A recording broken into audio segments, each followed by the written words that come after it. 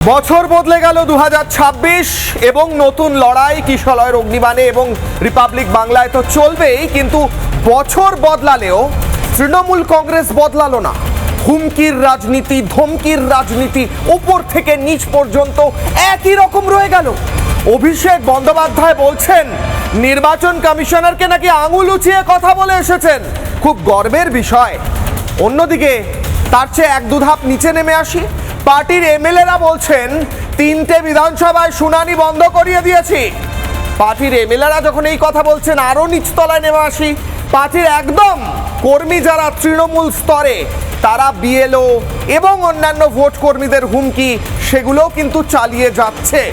অর্থাৎ তৃণমূল আছে তৃণমূলেই, কিন্তু নির্বাচন কমিশন তারা জানিয়ে দিয়েছে যে কোনোভাবে কোনো হুমকি ধমকি বরদাস্ত নয়।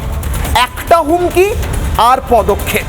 তৃণমূল কংগ্রেস প্রবল কোণঠাসা, একদিকে মানুষের ভোট, মানুষের হাওয়া তৃণমূলের বিরুদ্ধে, এবার নির্বাচন কমিশনও হয়ে উঠেছে কড়া।